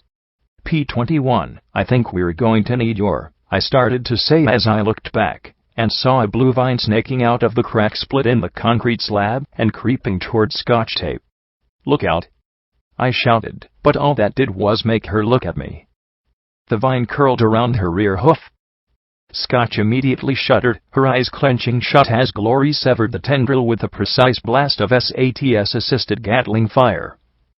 Burns, she whimpered, and then she fell over as a jet of yellow-green gas sprayed from her mouth. She started to thrash wildly, a horrible noise coming from her throat as she flopped and fell to her side. But worst of all was the smell. It was a smell I could smell in my sleep, and it came to me now in horrible freshness, the acrid stench of chlorine. Rainbow, Glory. Glory fanned her wings to blow the clouds back, and landed next to her, pressing an ear to Scotch Tape's chest. Her rose-colored eyes were wide in fear, as more chlorine gas trickled from the filly's lips. Lacune. The purple alicorn touched Scotch's side with her glowing horn as Glory scrambled for a healing potion, but then she dropped it. No. We don't need healing now. The joke is making the gas inside her lungs. She grabbed Lacune. You've got BJ's memories and stuff, right, and still a lot of radiation energy? The alicorn nodded warily. Teleport us to the Fluttershy Medical Center. The surgical room. Now. Wait. P-21 started. What rampage began? Didn't I started to say. Now. Glory shouted, grabbing Lacune and shaking her. There was a purple flash, and all three vanished. I sat down hard in shock. Then there was a bang under my backside, and I leaped to my hoofs, looking back at my blackened and frayed tail. P-21 also sat down with a shocked expression, but without, fortunately, an explosion. I looked blown half to hell. He looked like he'd been smacked between the eyes with a plank, and the freshly refolded Rampage was trotting along on the power hoofs, wearing the one saddlebag, like a school knapsack. So, all in all, pretty good day in the hoof hut, the striped filly said with a smirk. So, is this shit permanent? I asked, as I sat by while P-21 worked on the lock. I was absent-mindedly chewing on bloody pieces of shrapnel that I'd plucked from my hide. It's killing joke. Who the fuck knows? Rampage responded. Normally it's found around the Everfree Forest, but you hear rumors about it in other nasty tainted parts of Equestria. Usually fatal, always inconvenient. She looked out at the rusty drums and trailers covered by the faintly snickering weed. Who knows how there's so much here? In one fell swoop, we'd lost our medic, our teleportation escape plan, our magic support, and our moral support. All in all, I thought Glory getting turned into Rainbow Dash was pretty weird. A little light. But given what it could have done, I suppose that it was far more preferable to, say, killing her outright. I guess that there wasn't much fun in just killing her outright. The ninth bobby pin snapped in P-21's hoofs. Oh, come on. He shouted, spitting his screwdriver to the ground. What, did they put the most expensive lock in all of Equestria on this place? I scowled. Stand back. He sighed. If I can't pick it, I don't see how you're going to. Didn't say I was going to pick it, I said, as I gave the door a shooty look, furrowing my brows, as I backed away from the entrance. Oh, he muttered, his eyes getting wide, as I charged the double doors. He jumped aside, as I slammed into them. A moment later there was another throaty blast, that nearly knocked me back out into the squirming blue vines. I lay there on my back, closing my eyes. Oh sweet Celestia, was I sore? They, nice job. Rampage cheered. P-21 didn't look quite so enthusiastic, dragging me to safety before the vines had even more fun. Well, if you ask me, that was cheating. He gathered up his things and then looked back at me. You coming? I just need a second. Collect my thoughts, I groaned as I closed my eyes. Yup, there it was. Laying on top of my jumbled thoughts was the certainty that if there was a nexus for suckitude, it was Hoofington. The front doors, still mostly closed even with a charred hole where the lock was, creaked open at my push. We had no idea when Glory and Lacune would return, no idea if Scotch would be okay. The blue stallion clearly looked concerned, glancing back repeatedly. Rampage's power hooves made little click-clack noises on the tiles as she trotted along beside me. I was in such a need for scrap metal to repair myself that I was raiding the garbage cans by the entrance for tin cans to chew on. I even tried gnawing on the lid, but the metal softenings pelted into activate. That left me slowly regenerating as I walked carefully inside. The detonations were becoming fewer and weaker now. I suppose the joke just wasn't funny anymore, not since I'd used it to my advantage. Looking around the two-story foyer of the building, it was clear something nasty had happened here. There were bloodstains on the wall, but surprisingly little damage. Then again, maybe not so surprisingly, if the inside of this place was as hardened as the outside. In the center of the arched entry was a golden statue covered in cobwebs. Two unicorn bucks grinned out as they lifted an apple in seeming tribute. Hippocratic Research, read the plaque on the base. A trusted friend in science. I scowled at the pair, then trotted to the base of the statue and rubbed away the grime at the base. It was a tiny stamp, but I could see the OIA symbol at the bottom. I looked around at the dusty walls and scattered papers and junk and imagined I could smell gold and blood in the musty reek in the air. No bodies and lots of bloodstains. Stay close. No EFS, but I just know that there's something nasty in here. Sanguine's lair was probably somewhere underneath the building. I walked as silently as possible, wishing we had rags to make Rampage booties once again. From somewhere, above, behind, there came a snarl that echoed in the halls. Who? I hate it when I'm right, I murmured, as we moved towards an elevator. After mashing the buttons several times, we finally forced the doors open to reveal a half-dozen bony ponies curled up in the corners. Some pony had scraped, "Dear Celestia, let us out," in the wood paneling. The lights flickered to life, and a slurring music began to play. Opportunity, ERY community. Then the speakers crackled once more, and went silent. The snarl sounded again, along with a dry rattling noise. And was it just me, or did it sound a lot closer? We moved into the offices with me nervously chewing my bit. Okay, whoa, had to be careful with that, or I'd be eating it while keeping an eye out. Oh, how I miss my Pip-Buck right now. EC1101 aside, it was an advantage I really could have used. Brings back memories, doesn't it? P-21 said softly, as he tapped at the keyboard of a desk terminal. I blinked, and glanced back at him as Rampage went through file cabinets for errant trash and potential valuables. The Fluttershy Clinic. I grunted my response. Why did he have to bring that up now? I frowned. Had I just seen movement down the hall? No, just empty hallway. He tapped away and swallowed. Let's hope this turns out as well as that did. Well, I blinked in shock. I was strapped to a table with my guts hanging out and had to pull the plug on 40 volts. If that was, well, I'd hate to imagine lousy. He gave a sheepish little smile as the terminal beeped, but he frowned when he looked back at it. Garbage, garbage, garbage, no mention of anything, except Twilight Sparkle visited a week before the bombs fell. Really? I backed past the desk till I could see the terminal without losing sight of the door, and there was the date, just before the bombs fell. Internal memo, 10-16-11, Twilight Sparkle's visit. Thankfully, we got warning of the Ministry Mare's surprise inspection. Now I want all of us on our very tippy-toppest best behavior while she's here. give her the tour, stretch things out, and hope to Luna that she runs out of time before she gets too nosy. If all else fails, have the show ready.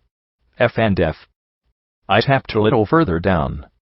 Apparently, Twilight's inspection had not gone well. The memos were all about being swamped with returned and contaminated products. Internal Memo 10-21-11. Storage for Celestia's sake, we have to do something with all these returns.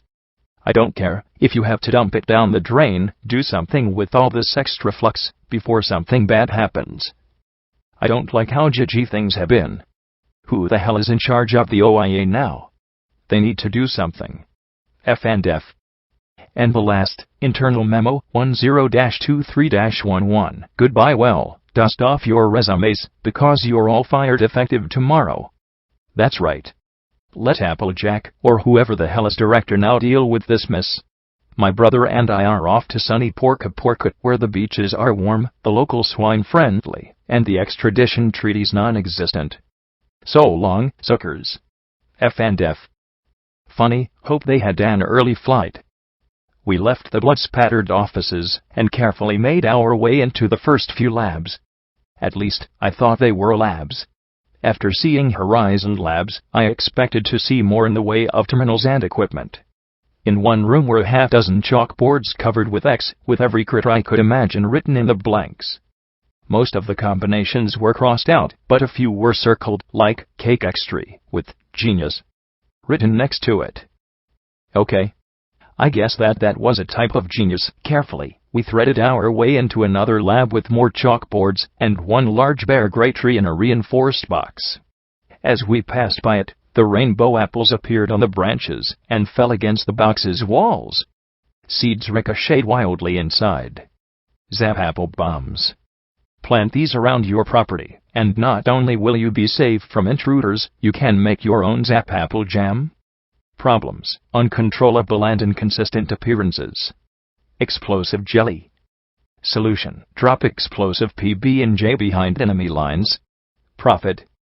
I shook my head and walked to the door, pushing it open and stepping into the hall. The only warning I had was the shimmer in front of me.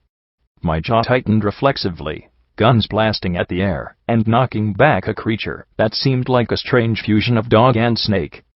It started to shimmer back into invisibility as it fell back, but I didn't waste any time blasting it again, then again, until it finally collapsed in a bloody heap and stopped blending in. I looked at the rattlesnake tail and forelegs and once again wished for a time machine so I could smack whoever made such a thing. Of course, I should have been keeping an eye out for more shimmers.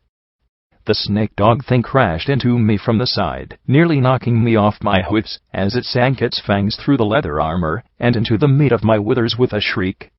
I really did not get how any pony was supposed to fight in a battle saddle. As I thrashed to shove the shimmery abomination back, Rampage leapt atop it with an electric crackle, the power hooves discharging and scorching its shimmery scales. She bit into its ear to anchor herself as her hoofs meshed against its skull again and again. Finally, it let me go, and I kicked it away enough to turn and blast it with 2 shotgun rounds. Ouch. Don't shoot fillies, Rampage protested as it went down from the buckshot. You're an immortal death filly. Don't tell me you can't take a little lead, I laughed. Once more, I should have been keeping an eye out for shimmers. The pair of us were slammed not by one but a whole pack of the hissing, snapping creatures. I went down, thrashing as I rolled onto my back, and kicked my metal legs as hard and as wildly as I could. Most of them tried to bite my legs, to little effect. Then one got clever and chomped down hard on my belly. I might not have been strictly biological anymore, but I did not want my guts, such as they were, ripped out and strewn all over the place. I heard Rampage scream and smelled blood. From the office behind me came a firm thump. Did I mention that I was really tired of getting blown up today? The grenade's shrapnel tore into the abomination swarming us, and the group milled back in pain and confusion. P-21 poked his head into the hall and fired a second grenade right into the mass of shimmery dog snake things. The blast sent body parts flying, and those creatures still able to run did so. I hugged the jagged wound in my gut as I sat up, looking around and making sure there weren't any more shimmers. Rampage? I asked, as I looked where the filly had fallen. She sat up and then pointed to the mangled hole in her throat. Thank goodness for regeneration, Hut, I said with a wince. When her throat closed, she croaked, still fucking hurts. We stood. Rampage helped herself to a high-protein diet. I helped myself to a high-iron diet of office scrap and a few gemstones, and P-21 kept an eye on the hall and pointedly ignored both of us, just in case he popped a grenade in the direction the abominations had fled. Think Sanguine knows we're here? Rampage asked with a frown once we started moving again.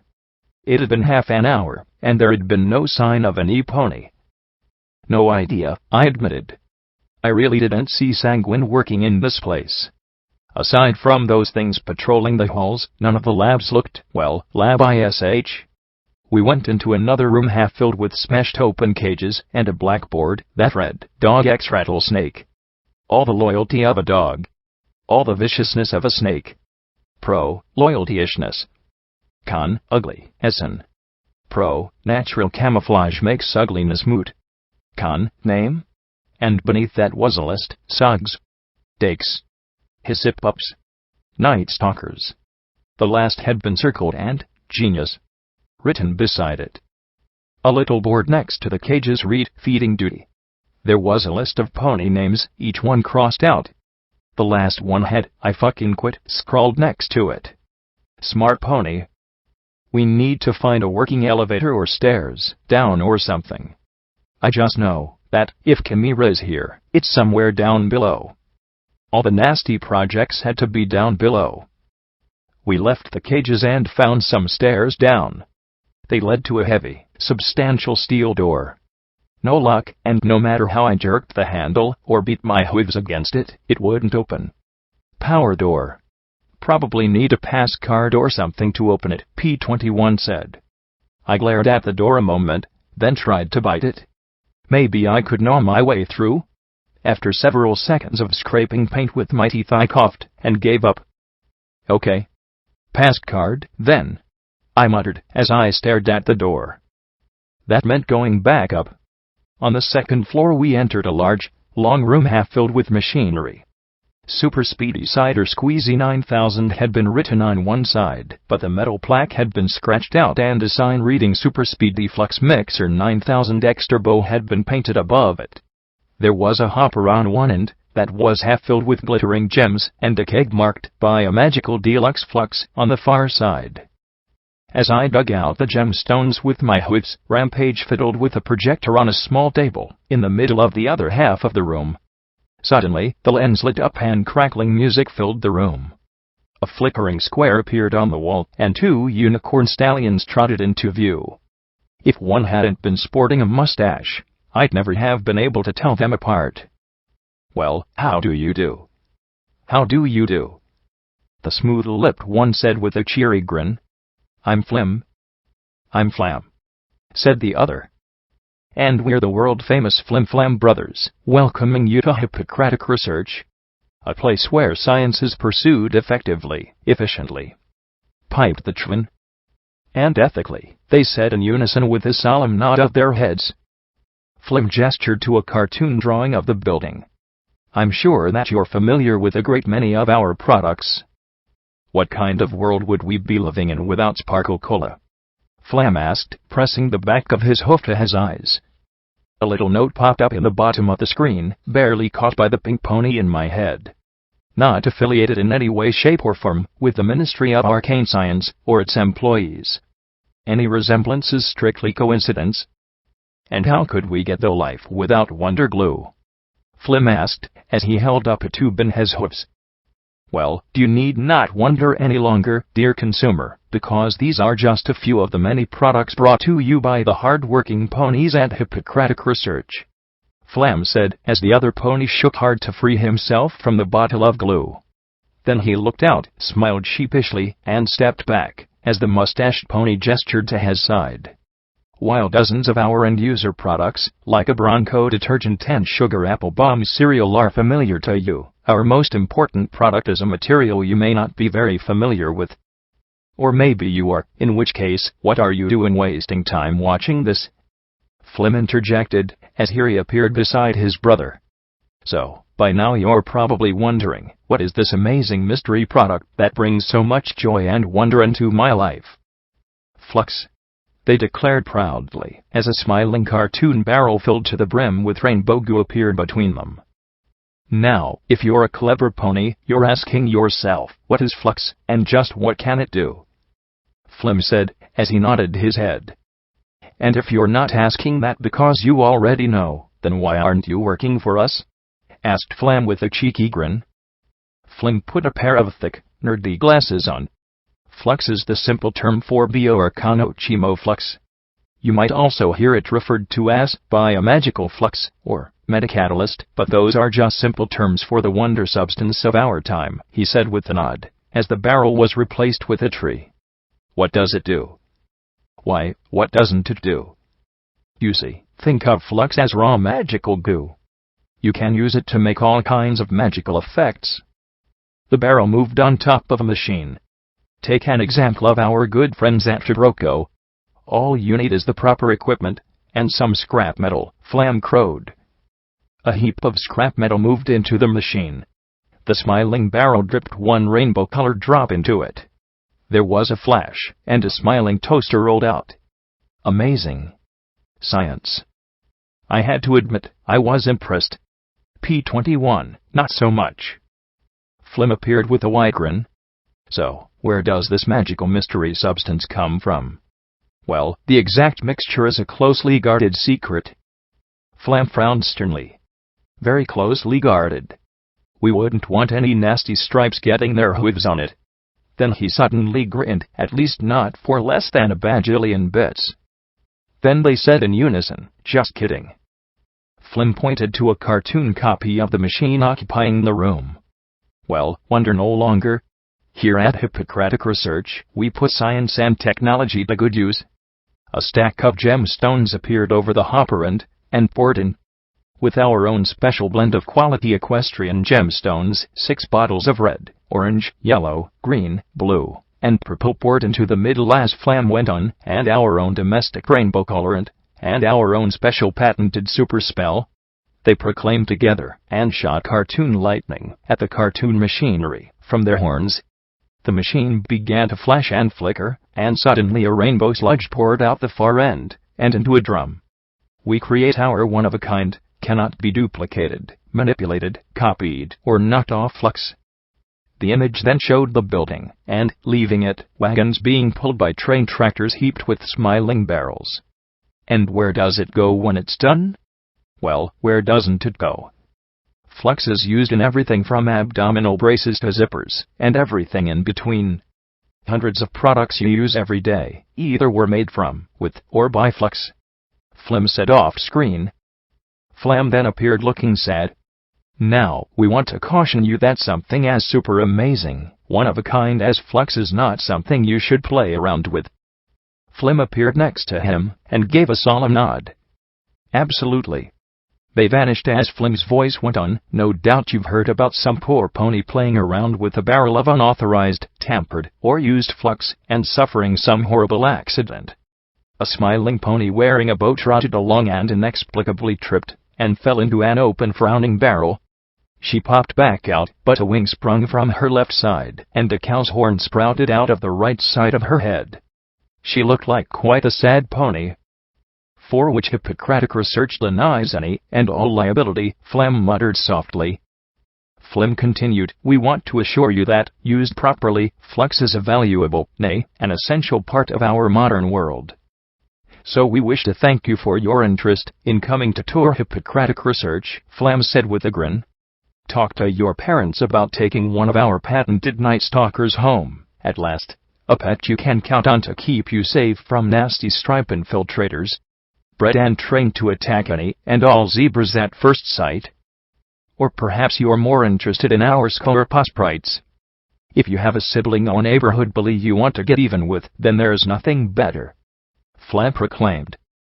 And if you're looking for our legal department, they're located on the 4th floor, office hours 11:58 to 11:59, Griffin Standard Time. Flim added with a wide grin. The pair then sang out, "So we've got opportunity in each and every community. He's Flim. He's Flam. We're the world-famous Flim Flam brothers." Then the projector flickered and died. The three of us stared blankly at the wall, and I murmured softly, "Well, now I have a better idea why the world blew up like it did. What harebrained idiot would think of taking a scorpion and putting wings on it?"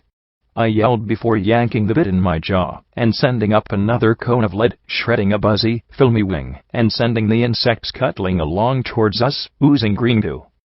To be fair, it's more like they gave a bloat sprite a stinger. Rampage squealed as she pounced atop the maimed bug, her 4 power hooves flashing and splattering me with its sludge. "I don't care," I yelled as more of the gray spherical bugs came flying out after us. Was there any end to the things? We'd found a lab with the walls and ceiling covered in their nests. One had stung P-21 right away, and now the rest were looking to finish the job. "It's stupid, stupid, stupid," I shouted, punctuating each "stupid" with another blast of buckshot. I didn't even have to aim, I just fired as quickly as I could down the hall, and hoped enough shot hit. "I'm more interested in if you have any of that anti-venom Glory made," P-21 said weakly. Really interested." I ripped off another half-dozen shots as rapidly as I could, and Rampage squished the fallen bugs with the enthusiasm only a filly could muster. "Reload," I bellowed, knowing the belt was almost spent. Rampage scrambled back, grabbed another belt of shotgun shells, and slammed it home. "One condition." "Condition?" he said weakly. "I'm dying of poison and you're giving me conditions."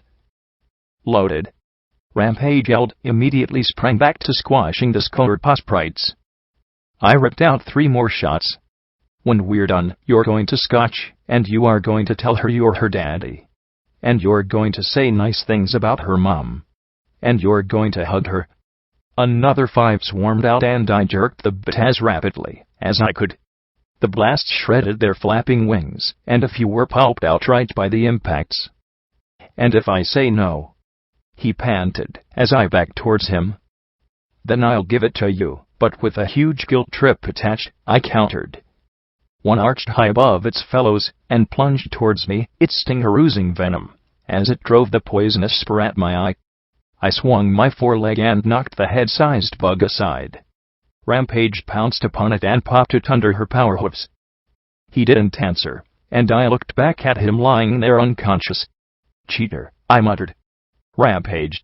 Anti-venom." She leapt on my back and dug through my saddlebags again for one of the vials of anti-venom that Glory had mixed ages ago. She poured it into his mouth as I blasted at the swarm. He stirred as consciousness returned just as the last few bugs were blasted and stomped. I blew the smoke away from my shotgun and trotted to him, kneeling and helping him sit up. "You'll do anything you can to get out of talking with her, won't you?" He looked at me, then dropped his gaze. "I don't want to talk about it." "Oh no. That might have worked a month ago when I was fresh and new to the wasteland, but now I am a grizzled wasteland veteran, and I will not wait." For there was a flash, and I was knocked sprawling on my side, my head spinning. Rampage grinned down at me. "Whoopsie. Sorry. Thought I saw another colored sprite, but it was just a big swelled head." She trotted over to P-21. Of course, a grizzled veteran of the wasteland would have seen that one coming. Once P-21 was back on his hooves and the building stopped spinning, we found a large office with 2 identical desks, an enormous portrait of one of the brothers behind each. A counter along the far wall held dozens of different products made by the brothers, including a tiny model of the Super Speedy Cider Squeezy 9000. 2 skeletons wearing fancy business suits lay huddled together surrounded by 4 suitcases. One had split open, spilling countless gold bits across the floor of the office. I saw a pair of tickets clutched into one brother's hooves and flipped them open. "Hoofington to Porca, departure time, 2 p.m. I patted the skull sympathetically. "Should have gotten a morning flight." Rampage pointed at Flim's desk as P-21 started to work on Flam's terminal.